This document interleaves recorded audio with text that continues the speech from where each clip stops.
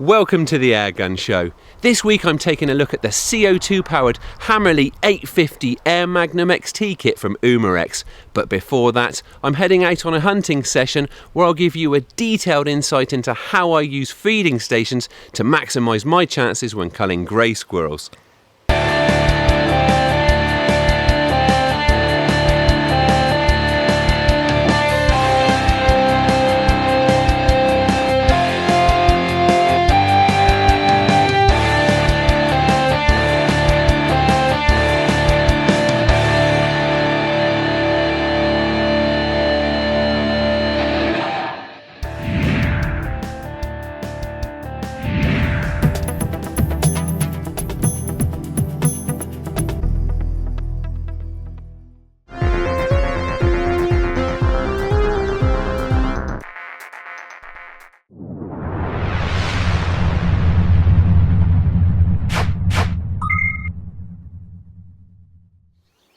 Right, I'm back out on the feeding station that we were using to target grey squirrels in the last episode.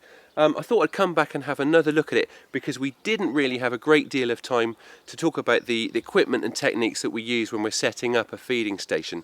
And I think it is really worth looking at because particularly at this time of year when the trees are in full leaf, it's very difficult to spot and shoot grey squirrels if you're just out strolling around the woods with your gun. So with a feeding station, you set up a real honeypot where you know squirrels are going to be when you're set up in your hide. Although I didn't actually build this feeding station, it was actually rustled up by the landowner here, the basic design that we use is always fairly similar. So effectively it's just a hopper that spills out grain or nuts into a feeding tray. So you want a fairly large capacity box so you're not constantly refilling it.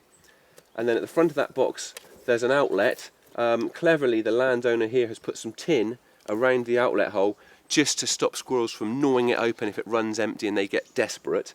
And then there's the tray at the front here that the grain spills out into. Now personally, if I'd made this feeder myself, I would have made this tray a lot shallower from front to back.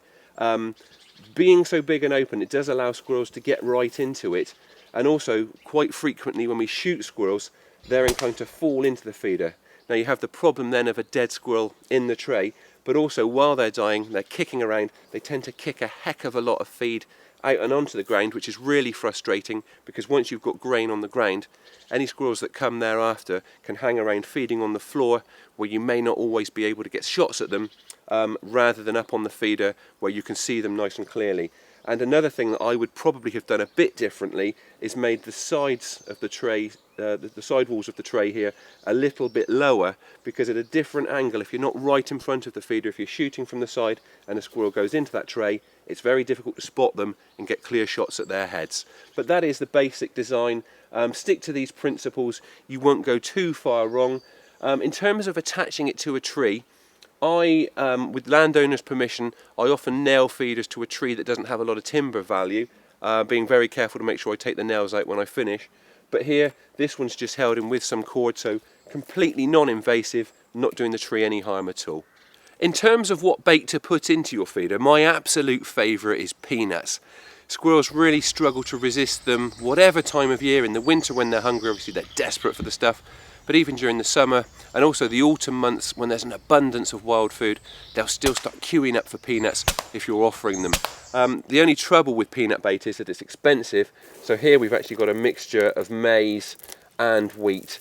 Personally, I don't like mixing particle sizes because again it can make squirrels inclined to try and dig out the bigger particles and they'll flick the smaller grain onto the floor. But that said, it's working well enough here, and it's certainly a less expensive option than using peanuts. One thing that is very important after you set up a feeding station like this is not to be tempted to start shooting it too quickly. Very often you'll see signs of squirrels turning up and you'll want to get straight onto it. But if you leave it longer, you'll tend to shoot a lot more. Now what usually tends to happen is after a day or two, the first visitors to cotton onto it will be songbirds. You'll get a lot of birds coming and going. That activity inevitably will attract the attention of squirrels, which will then start joining in the feast. As the squirrel activity builds up, the songbirds tend to back away. They literally get bullied off of the feeder. But generally, the commotion caused by the squirrels it's inevitable that other squirrels will spot that and they'll join in, and if you can be patient enough to leave it 10 days, even a fortnight, you will tend to shoot a heck of a lot more squirrels than if you'd started shooting earlier. So that is the general approach to using feeding stations to control grey squirrels, and as I said at the start, it really does make a huge difference to your results. And if you've got a landowner that's given you shooting permission because they want grey squirrel numbers properly hammered down, it really is one of the best ways to go about it with an air rifle. Right, I need to have a bit of a walk around the woods now and check out a couple of other feeding stations that we've got on the go here, but what I think we'll do when I finish doing that, we'll come back to my hide and spend an hour or so staking out this one and see what's going on here. Right, we're back at the hide site now, and before we settle right in, I just thought I'd spend a moment to talk about the kit that I'm using today. Now, last time I was shooting here I was using a very expensive combo, so I've just gone for something more affordable to prove that you don't have to use the most expensive kit out there to make this kind of approach work.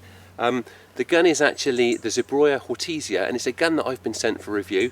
I've had a few sessions on the range with it, really impressed, so I thought I'd take it out on a hunting session today. Costs £499, so it's quite an affordable rifle. Multi-shot PCP, it runs a 12-shot rotary magazine, and you get a spare magazine supplied with the gun. That's cycled by a very smooth straight pull bolt, which is a very slick and fast system, gives you fast follow-up shots. Another thing that really impressed me with this gun for the money was the trigger. So it's both the first and second stage are fairly short, but it is a very crisp and predictable trigger, and I got on ever so well with it.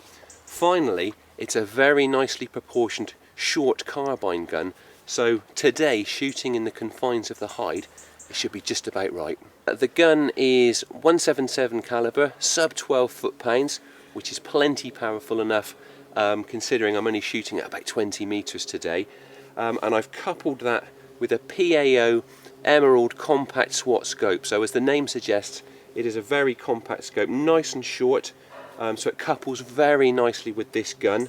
44mm objective lens, 30mm tube, good light transmission. It's got a zoom range of 3 to 12 times, which is just about perfect for airgun use. I've got it on 8 times today. Another feature, it's also got an illuminated reticle. Unlikely to use that today. I tend to use them more at sort of dusk shooting or lamping, but occasionally if you're in the woods and you're shooting targets against a very dark silhouetted backdrop, it can be useful to be able to light up that reticle. This scope actually costs, I think it's less than £150. It's supplied with 2-piece mounts as well, so that's handy. Today I've got it fastened on with super sturdy sports match mounts. They tend to be my go-to scope mount. Very secure, very reliable. Right, well that is a very brief overview of this scope, but if you want to find out more about it, we did actually review it in the last episode of the show, so you can see lots more of it there. Before I actually settle down and start being quiet, just a little bit about the height site. I've actually moved the height slightly since we were last here. I've moved it back a little bit to give me a better view of the feeder, and I've also incorporated it into the side of a cabin here, which just takes the edge off of the hide net. The only problem with this site was that it's put me on top of the bank, so I'm looking down at the feeder, and I was concerned I was getting skylined a bit, so what I've done, I've just slotted a hurdle in at the back of the hide just to create a slightly more solid backdrop and prevent my silhouette from being skylined, giving the game away if I should be moving against chinks of light. So that's the kit and the basic setup. I'm going to try and be quiet now, and hopefully a few squirrels will come out and feed.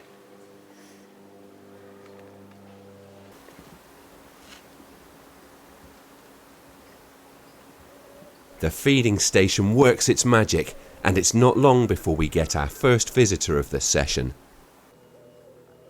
Here we go, mate.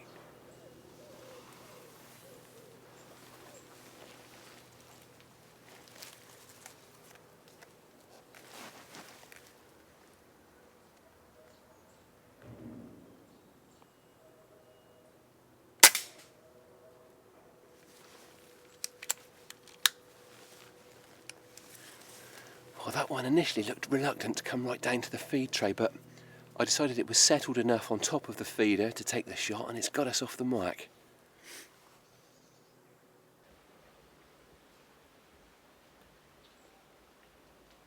This is a method that usually rewards a patient approach, although it's not too much of a wait before today's second opportunity comes along. The grain is clearly pulling in the squirrels, even if they are reluctant to venture right down to the feed tray.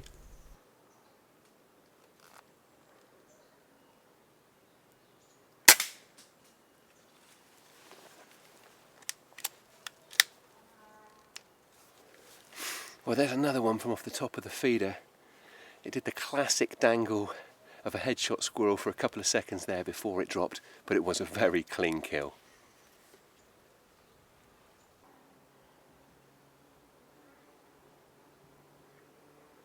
Another advantage of the feeding station approach is that it lets you dictate the range of your shots. If you're only confident of your grouping out to 20 metres, just set up your hide 20 metres from the feeder.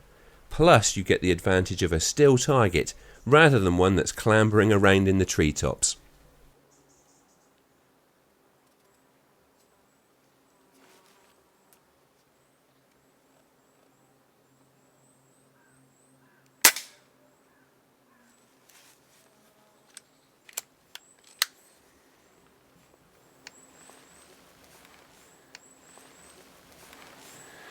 That one was very, very settled in the feed tray. I was waiting and waiting. I could probably have got a shot to the back of its head, but I just wanted to wait until I could see a bit more of the target. When I did eventually hit it, it looked like it was going to die in the feed tray. It lingered there for a while, but it has eventually kicked its way out and flopped down onto the ground.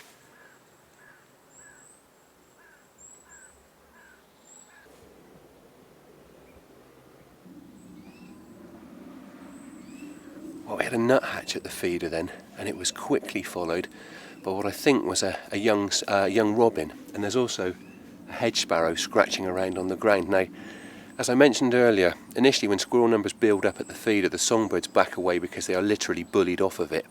But I've shot this feeder several times now, and I've shot about a dozen squirrels from it, so there are now significantly less squirrels in the vicinity. And the result is now that the songbirds are feeling more confident, they're moving back into the area and they're settling down to feed more confidently again.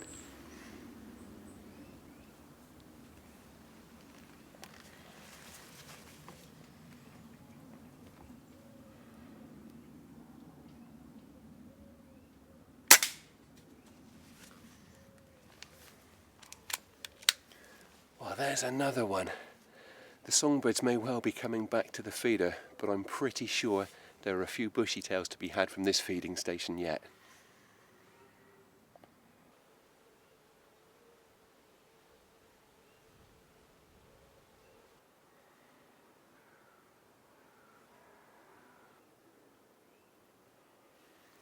Well, it's gone pretty quiet now, and cameraman Nicky needs to get away to another job, so it seems like quite a good time to wrap it up. But I hope that what you've seen has given you a pretty good insight into how I go about using feeding stations to target grey squirrels. And it is a really brilliant tactic to use right through the year. Go out and give it a try.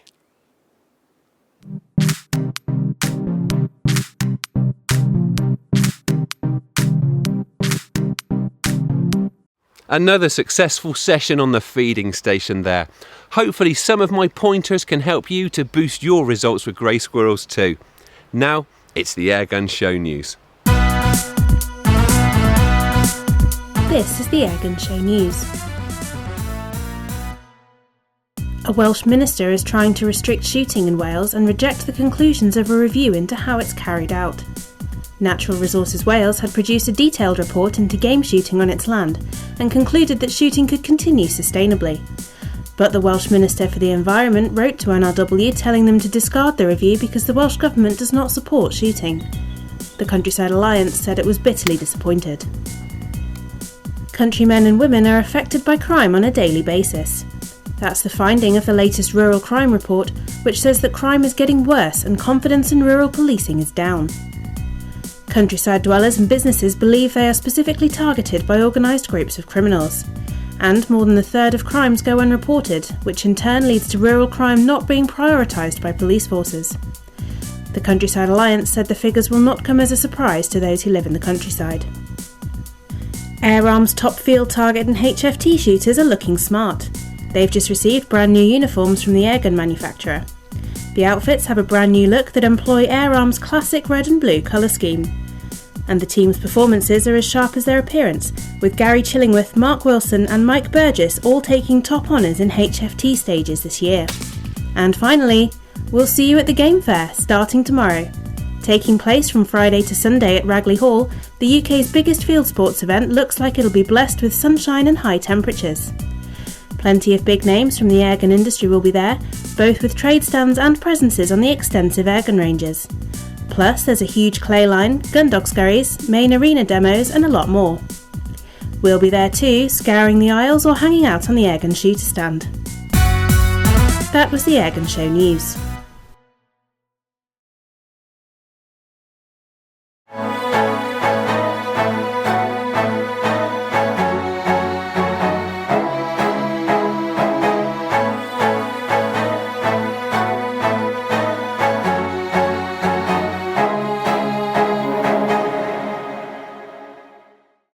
We haven't had a lot of CO2 powered airguns on the show, but we've got one this week, and it's a rifle that's made quite a name for itself over recent years.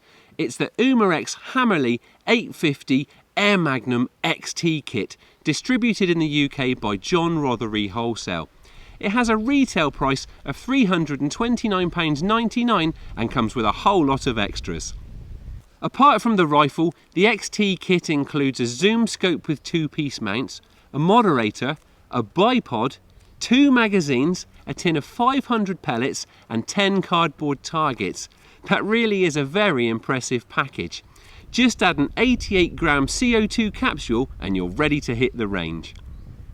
This is an adult-sized airgun. It's 115 centimetres long with the moderator fitted and weighs 3.5 kilos including the scope and mounts. It may not be small, but it is very manageable. It feels good in the shoulder with the point of balance leaning just towards the front. The Ambidextrous stock is a black synthetic, but it still looks more of a sporter than a tactical, and that's certainly good by me. The long forend has patches of stippling on either side and also has an accessory rail. That provides the perfect clamping point for the supplied bipod, which has 2 further accessory rails and extendable legs. The pistol grip has a nice steep rake and features the same stippling as the forend. I really like the design of the cheek piece, and its height works whether you're using open sights or tellies. Behind that is a rubberized butt pad which finishes off the stock nicely. The finish of the metalwork is good, from the bluing of the barrel to the black finish of the action. The barrel is adorned with fibre optic sights and the rear element can be adjusted with a screwdriver.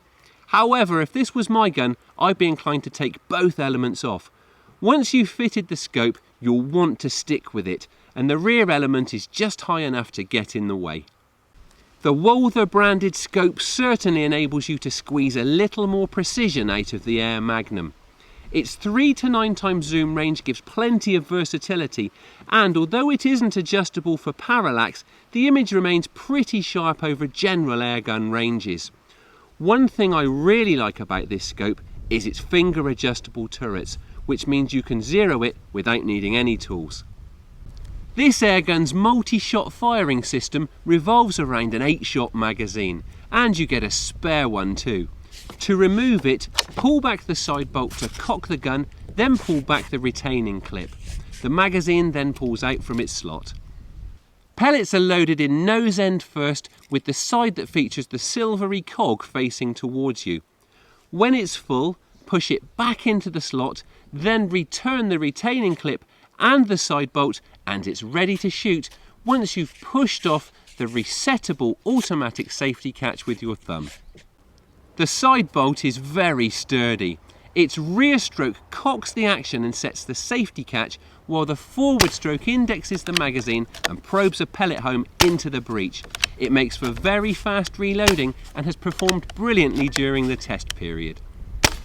I'm pretty fussy about triggers, and thankfully this one is surprisingly good. The blade is pretty standard. It's got a wide flat face and a gentle curve, which I like. The first stage is quite short and light, but it comes to a distinct stop before the second stage breaks predictably and with no creep. There's no denying that the moderator enhances this airgun's looks, and it also functions well. It's a chunky, tapered model that slides over the barrel and is fastened by 2 grub screws. Most importantly, it does a good job of stifling muzzle report. Reloading CO2 capsules is an easy job with the Air Magnum. Push down the button on the underside of the stock and the front section slides off to expose the empty bottle. Unscrew and remove it, then screw your new bottle all the way in and slacken off by 1/4 of a turn. Slot the front section of the stock back in and it's job done. The 177 caliber test gun is producing a muzzle energy of around 10 foot-pounds, and it's returning about 140 usable shots from an 88 gram capsule. It's worth bearing in mind that you do get power fluctuations from CO2 capsules as the ambient temperature changes. By and large, you can expect power levels to be higher in warm conditions and lower when it's cold. So, that's the Hammerli 850 Air Magnum XT Kit.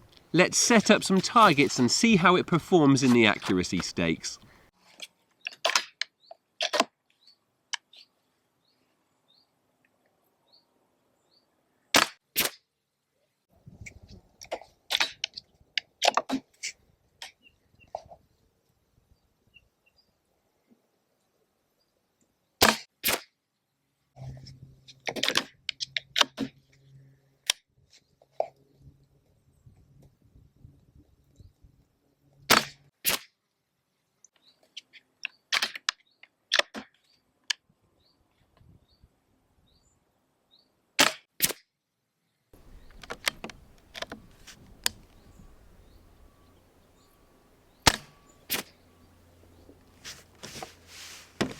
Well, I've done things a little bit differently for that accuracy test. Rather than my usual bench bag, I've actually used the supplied bipod just to give you a better idea of how the full kit actually performs. I've also used the supplied pellets, and while they're fine, they're not great. That said, we've got a very light breeze today. The group shot over 20 metres. One shot's gone wide, which I think is probably going to push it over an inch. Otherwise, it would probably have been a group of maybe just over half an inch. But I think with better pellets, this airgun is certainly capable of better than that. There's no denying that it's an enjoyable gun to shoot. The trigger is fantastic, and the bolt-driven multi-shot firing system means you can really rag targets. When it comes to power and accuracy, I think this gun is probably up to a bit of ratting and close-range pest control, but it's as a plinking setup that it should really shine, and I can imagine having a great time annihilating reactive targets. So, if you're in the market for a reliable CO2 powered airgun that can stand up to a few knocks and bumps, the Hammerli 850 Air Magnum XT Kit is well worth a look.